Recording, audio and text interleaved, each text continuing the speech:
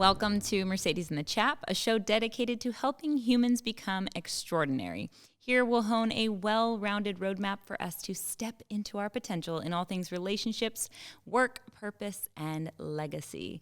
And today, Chap, we had on your very good friend, Cher Hubsher, and she gave us the juiciest information because she is NYC wingwoman, dating coach extraordinaire, and she basically got into all the nitty-gritty of why do we pick the worst damn romantic partners ever, speaking to myself, to kick us off. And then we also got into details for really how I feel like men can like be confident walking into a bar or whatever setting where they want to meet someone and pull it all the way off.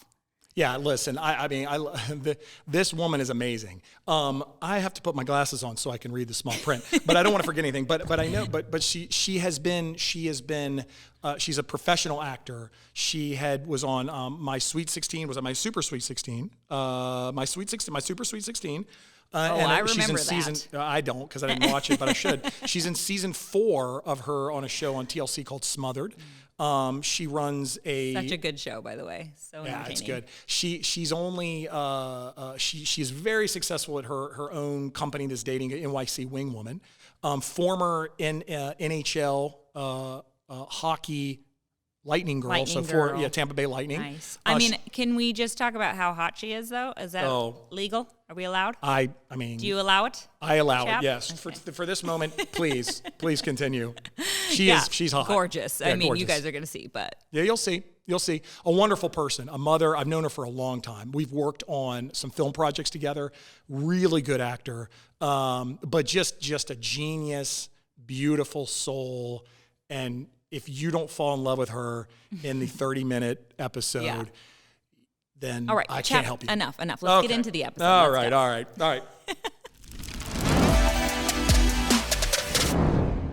Cher, it is so amazing to have you here with us on our red couch. Yes, thank you. I'm so excited to be here. Yes, this is incredible. And I want to just kick this off by asking you, why the heck is it that we choose the wrong partners over and over? It's like same guy or girl, different face every time. It's so true. You know what? I think it's something that we're drawn to. And a lot of times we're drawn to people that aren't right for us. And it's hard, but you know what? A lot of times opposites attract, they say, right? So you end up going for this person who not necessarily is the right one for you.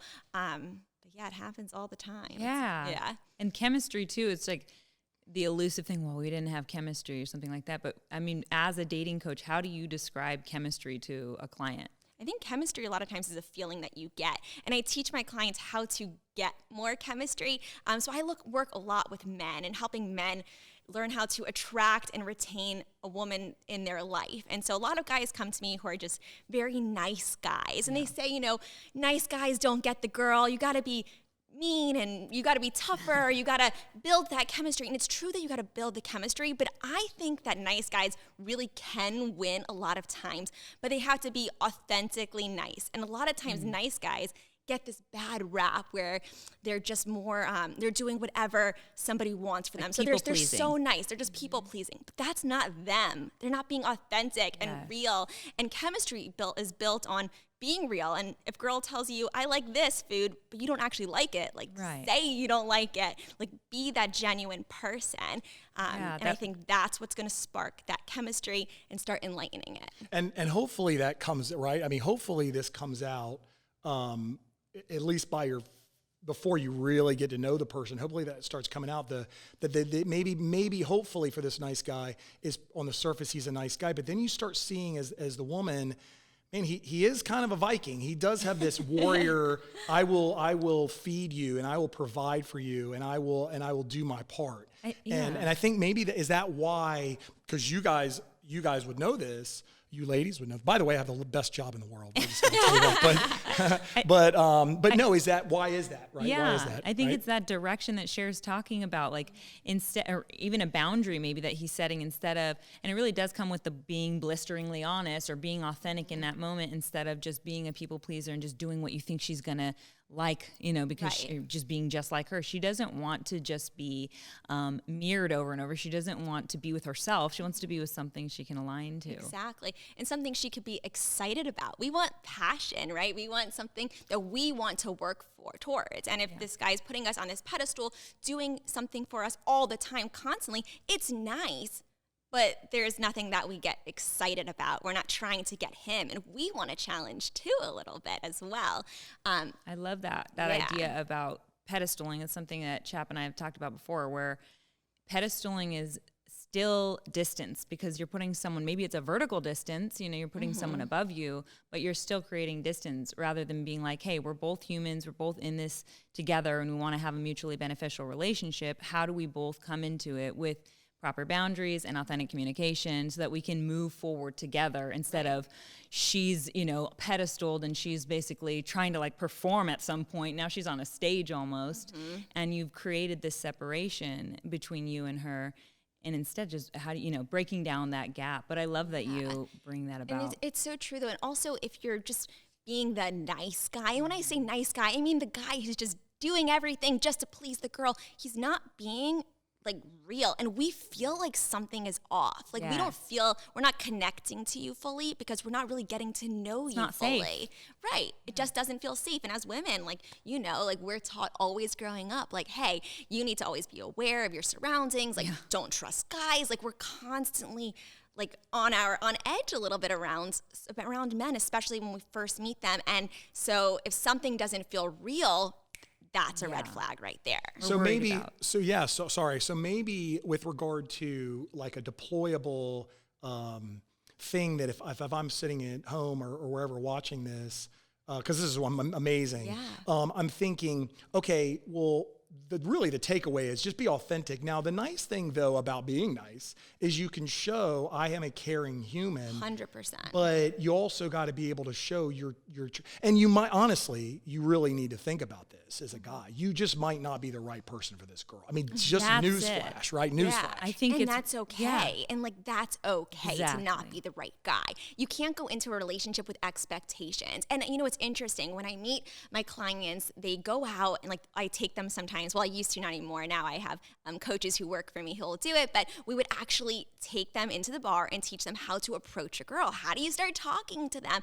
And they would go in with all these expectations. And as soon as they see a beautiful girl, all of a sudden she's on this huge pedestal, and they go in and they like her and they want her. And we feel that energy. And, when we, like I was saying before, we're taught from a young age to look or be aware of our surroundings. We see you staring at us. We see you doing that.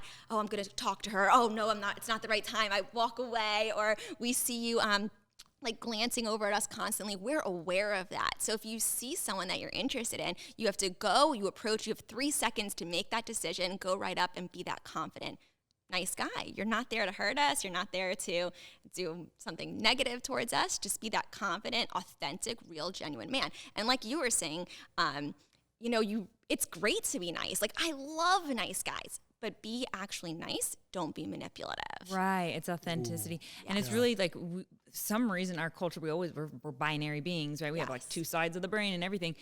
We swing from black or white. We swing from the macho jerk to the super nice guy who's really a coward because he's not willing to hold his own boundaries and confidence in his own wants and needs, to this guy who's just manipulating, who we're afraid of, who's also unsafe. And it's really hard. The U shape, when you think about like politics, everything on these 2 ends of this big U are the extremes, and look how close they sit together, right? And so that's the macho jerk and the nice guy. And the place you're trying to get is somewhere in the middle of those 2 guys, where he's taking into consideration, I want to be kind, I don't want to be manipulative, but I also want to get what I want in life. And I don't, I'm going to have boundaries, I'm going to have things that I desire. And so that's a question I have for you, Cher, is about what is the work you ask your clients to do, or maybe it's like you're pulling it out of them to figure out exactly what they want in a significant other, in a romantic relationship, because I think that's something people aren't doing. Yeah, no, 100%. I think it's so true. I do have them come in, and when they first come in, kind of write a list. And I know lists sometimes people feel is silly, but you really need to know what it is that you're looking for. Because if you want somebody who cooks, like, you might not want to go to a bar to meet them. Maybe you go to a cooking class to meet them. If you know what it is that you're looking for, you can surround yourself with people who have that same desire as you, and you can meet that person a lot easier. It's a lot harder just to go to the bar or the nightclub and just throw a dart, right? Yeah. But if you go to a class, like a cooking class, or you're really into sports, go to a sporting game or a sporting arena, you're going to find someone there who has a similar interest as you. So I think knowing what you want, like you were just saying, Mercedes, is so important. But also, right, but also, and as you say this, I'm absolutely right. I've got friends of mine that are females that are single, and I'm telling them, I'm like, you kind of got to know where, you got to know where you want to be, right? Like if you're not into soccer at all, just don't start going to soccer matches. Right. But you also have to understand that if you are going to an all-female gym, right, you're probably not going to meet any guys. And so we're kind of threading the needle. Well, any guys from the gym anyway. Well, not any, right. You're right. You might have been. So with regard to that, as a man, you go into a sports bar, it's going to be a lot of other guys like you. But if you maybe decide, as a kid, I did like horseback riding. You go into a horse stable, you might be surprised. And you have stuff to be in common with. I think that's something you're really good at, too, accessing Chap, is like, what can I be just slightly different enough from the rest of the population? Yeah. Like, what is something I can get an expertise on, even in a quick fashion? Like, maybe it's just taking a couple, horse riding classes or whatever it is, whatever your fancy is, and entering that world and noticing what you pick up, what's the new sphere you're entering offering you. Well, in co-ed sports, right, and we're not going to get into this because I have a lot of questions I want to ask you, but briefly, in my experience, co-ed sports in college and in law school, horse equestrian English is a really good one because the women easily compete and it certainly are better than we are at this, which is fun. But also, like fencing, that is definitely a co-ed sport. And you go out there, and I was getting owned. And then I got pretty but there was a lot of very intelligent, attractive females, and it's an athletic endeavor. Yeah. And so I think that you have to, like you were saying, you kind of got to know where to fish, as it were. You got to know what kind of bait. That brings up something that maybe you come across a lot, is like people trying to figure out how to get out of the friend zone, especially like maybe they meet someone doing something that they really love. And is it always that they should be focusing on getting out of the friend zone with that particular person? Or maybe it's like having a deep enough relationship with someone of the opposite sex that isn't intimate, it isn't something they focus on becoming romantic, because that opens the door to the friends of that person, to a whole nother world that other person might have access to. That's a good one, yeah. Yeah, 100%. You see? Well, first of all, I think it's harder to get out of the friend zone, to try to stay away from getting into it. However, if you are into it, of course, like if you like that person, there are ways to get out of it, and that's by building that social proof and not staying as a friend, but allowing that person to see you as a sexual being. And that's by going out, not just keeping them on this pedestal, but showing that you are desired. But if you are in that friend zone and you're okay being in the friend zone, like you were saying, like you can meet other people from that. If you like that person, most likely they have friends that are very similar to them, and they can maybe introduce you and set you up, especially because now you have this social proof, and now you're showing that you're a great individual. They might want to set you up with their friends. What is that? So let's back up a minute. I think we need to back up on a little bit of that, of social proof, or like how do you prove your way out of the friend zone? Like, what is an actual example? Oh, please. Yeah. Of which part? Of social proof? Or getting yourself out of the friend zone. You said that there's this, basically you can go prove yourself to this woman that I have some viability out in the world. How do you do that? Yeah, how do you do that? Yeah. There's different techniques definitely to do that. But first of all, she needs to, right now, if you're in the friend zone, she's seeing you as just a friend, maybe like a brotherly figure, for example. You don't want to be a brotherly figure, so stop acting like a brotherly figure. You know, girls always want what others want. If we see somebody who's desirable, I'm going to start to wonder, like, this other person is seeing him as desirable. Like, what is it about him? So you have to really bring that confidence. And also, you need to not harp on this one person, but really start dating. Allow her to see you dating and talking about other people. And you then friend zone her. You can actually be like, hey, like, look at this date I have later, and show her a picture. Or like Like, what do you think about this? Oh, she's like so into me. I don't know. Make her start seeing you. And I know it sounds silly, but now all of a sudden her mind's going to start saying like, hold up. Like there's this other hot girl who's really into him. Why aren't I seeing this? That is genius. I never would have thought about that because I have this thing that Mercedes and I've talked about, and it is to my friends that are guys that are watching is, and this is great because it's really what I'm about to say is a win-win. And that is, please have a friend that's very attractive that you genuinely would really love to be in a relationship with, but you are totally fine with her just being a friend because the access that affords you, but also it might turn around, and if you play your cards right and you want to endeavor into this, and so does she, you might find out that's your future significant other, which is amazing. I never thought about that because I was always thinking once a friend, always a friend.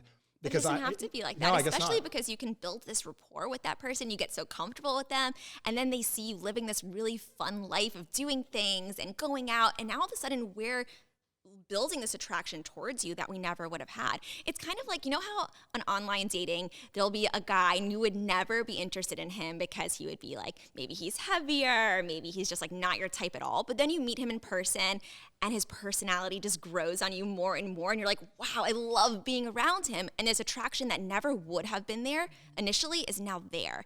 And that can happen with a friend because they start seeing you in this new light. They start seeing all the amazing things you're doing and the confidence you have and how other girls are desiring you. All of a sudden, our mind may shift. Yeah. So that reminds me of like the show Love is Blind, where you're trying to basically becoming best friends before you even know this person physically at all. Right.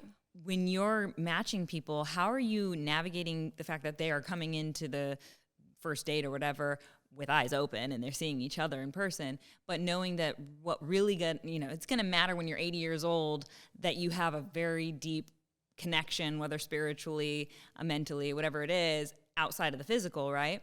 But because we are also physically related creatures, the physical part matters a lot for people. So how do you navigate as a matchmaker that bridge, like also worrying about what someone looks like, but that they have this background that's so true. So with my clients that I am matching, I have to do a thorough like examination almost on them. And it's funny, I call it like an examination almost like you're at a doctor's office. You stole my question, by the way. That was coming up. Go ahead, please.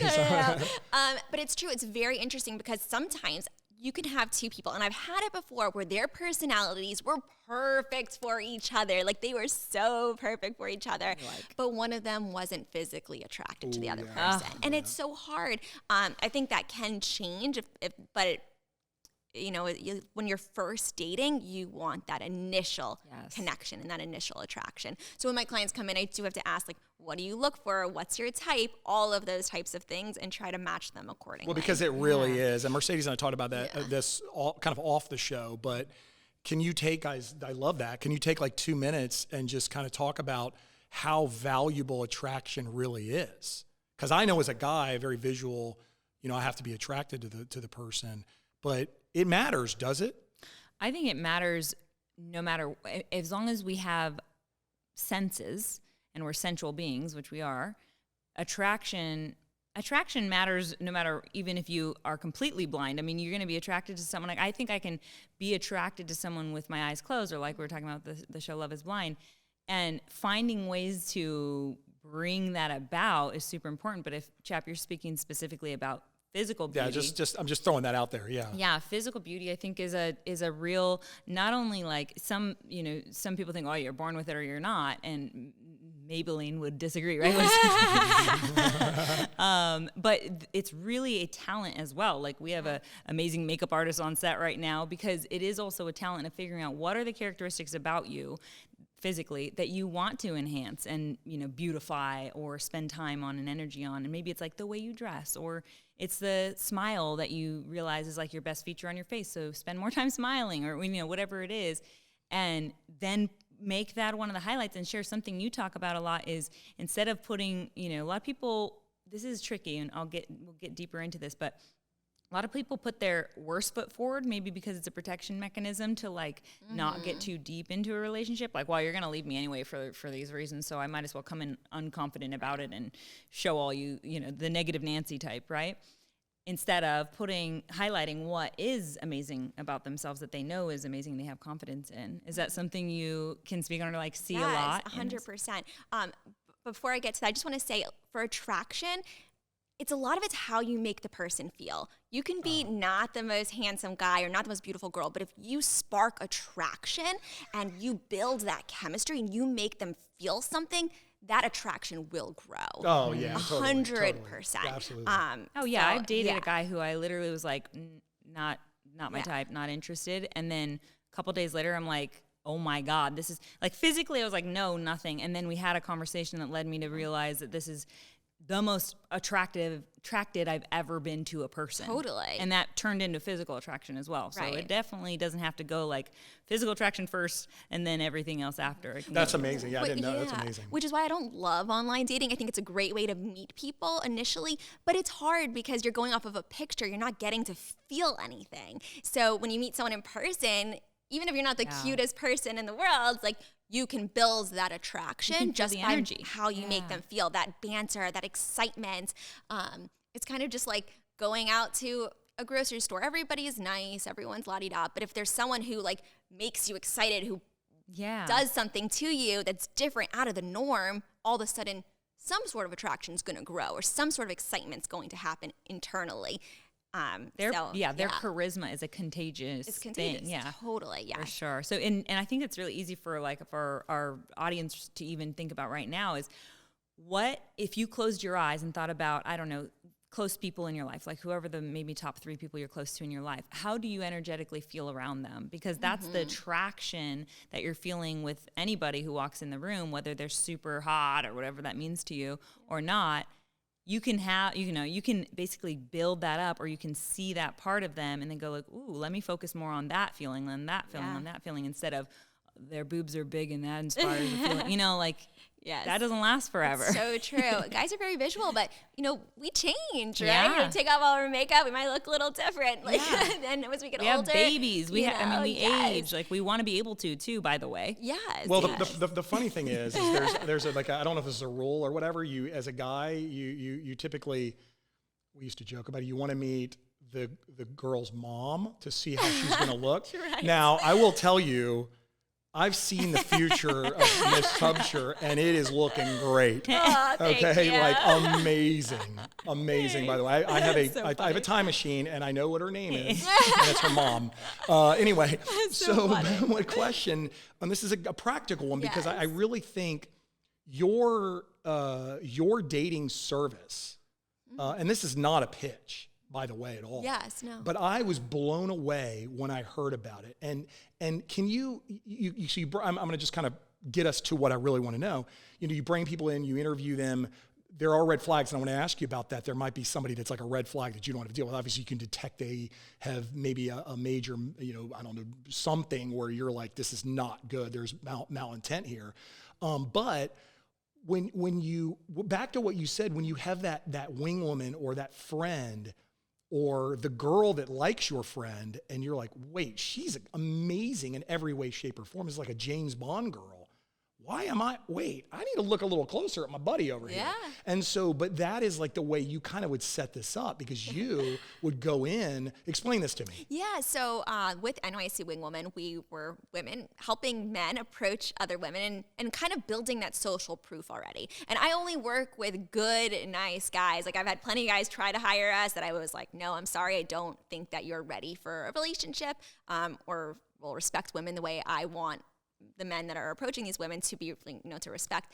But yeah, we're kind of helping them build that social proof by showing, hey, we're hanging out with him. All of a sudden, other girls are gonna be like, who's this guy who has all these, attention from other girls? We're helping them build that social proof, but we're also teaching them how to do it on their own as well by talking to the bouncers, talking to the bartenders, being that person that other people are drawn to. It's gonna draw people in as well. And so everyone's gonna look at that guy at the bar and say, hey, who is that guy? Like he has all these cute girls around him, and or everybody knows him, everyone, or whatever it is. We're not afraid of him anymore because he has built social proof. Yeah, and that's a good point, because we've read a lot. We've read recently about these bartenders trying to help out female in a situation they might detect as kind of weird because maybe they knew who this person was and their MO.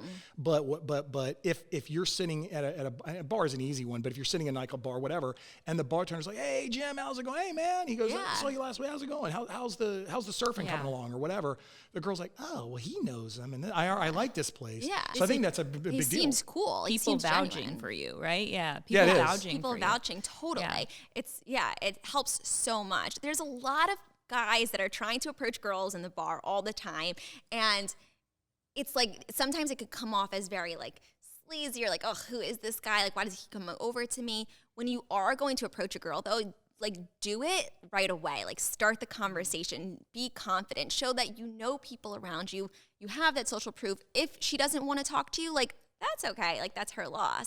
Don't be like that needy person. And it really is her loss, right? Because you would have already gotten to know these people, and it would have almost been, I'm not going to say, share dating material, but it certainly some of the women on your team would have felt there was some good standards with this individual, and you never would have taken him under your wing had he not been approved.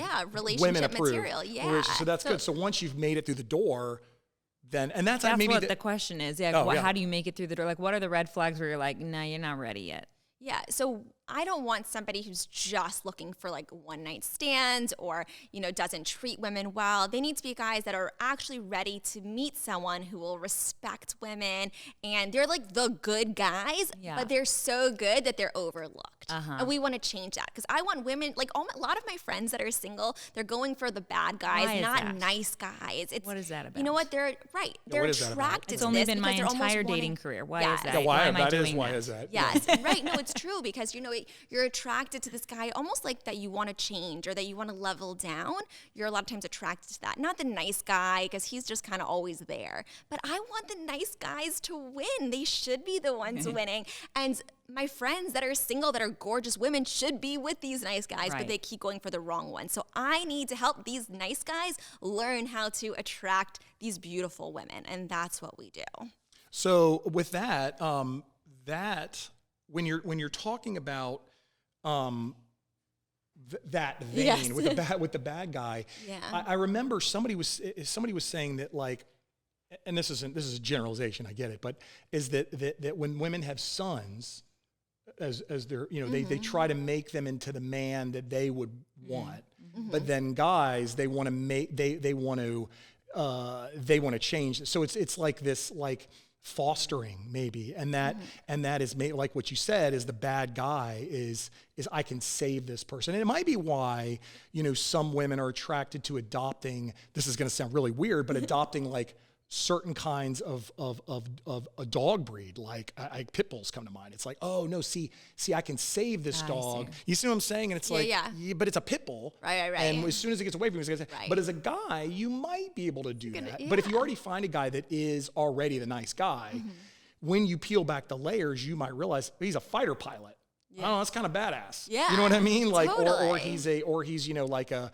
He works on a cattle ranch, or he's a fireman, or something like that's awesome. I think but there's other ways. A lot of why I've done that in my past, and I think why women do that dance of dating the bad guy or dating someone who's, I don't want to say broken because we all got some stuff going on, but someone who I'm gonna go in there and fix, or that might be the mentality, as someone going and dating that, is because I'm broken too, or I have worth issues there too, where I feel like I'm not necessarily worthy of someone who's got all their shit together because I don't have my shit together. And I think a lot of the time we don't see the significant other as someone who's going to help, and especially as women in this culture where we're like hyper independent a lot of the time, instead of focusing on an interdependence where we're like trying to build something together with someone else. We're like, I don't want to ask for help. I need to do everything my own, or otherwise I'm going to be a burden. So I don't want to be with someone who is going to be better than me or help me out and give me a hand up, because then it's shining a light on where I'm not good enough yet. I'm not independent enough yet. I'm not enough of a... Okay, so that brings up a really good question, right? And I think that is regard to when you're in that scenario as a guy and you're saying like, oh, well, I'm not ready to enter the dating world yet. Maybe there's maybe mental reasons, you got a divorce, you have a family member, just had a cancer or passed away or unfortunately something like that. Or you might thinking, well, I really want to lose these 8 pounds, or I really want to like get that job promotion, or I want that, new car or whatever it is. What do you have to say about things like that? Obviously you need to be mentally prepared to enter it. But should you be a little more opportunistic, or should you put up these mental barriers of, I am not going to technically start dating until X? Like, do you see what I'm saying? I don't know if that makes... Yeah, I think some people will put up those barriers, but you never know. Like, it's a lot of times it's about timing. It's when you meet the person, and if you're ready for it. You do have to be ready for it if you're going to actually commit to a relationship. If you're just looking for a fling or whatever, or hookups, that's one thing. But you have to be in the right mindset when you're really ready for a relationship. I think you have to really be there mentally and be ready for that. So it is important sometimes to take time, do that soul searching, figure out what it is that you actually want, and kind of know what it is. And why, and why again, and you guys please answer this, because I know this is why people are tuning in. They're not tuning in for me, although they should. You should. But why is confidence attractive to females? I mean... Yeah, I think it's so attractive because you know who you are. Yeah. We want to feel great around you by you being confident. It actually makes us feel better too a lot of times as well. And I think something with the bad guy, like we were saying, not the nice guy, is he's so unapologetically himself. And that a lot of times is very sexy. If we're like, oh, I want to, I want to go do, it's a little narcissistic, it is. But for some reason, that just attracts us because he's so himself. He's so sure of himself. Yes. We're like kind of in awe of that. And sometimes he just kind of does what he wants to do. And we kind of try to wheel him back in because we want his attention that's on himself, on us. And a lot of times that, for whatever reason, kind of turns us on. I think it's really a matter of healthy narcissism, because that's super important for all of us to have some feeling of specialness. Otherwise, we have no passion. Yeah. Passion is basically feeling that whatever you're doing with your life is special, And so we want to be with someone who has direction, has passion, because as women and feminine, energetically feminine bodied beings, we are needing to align really to something else if we want to be in that feminine state a lot, if we want to be more relaxed. If we want to be the one in direction and, being the direction all the time, then we are probably embodying much more of a masculine energy, which is, by the way, my usual cadence.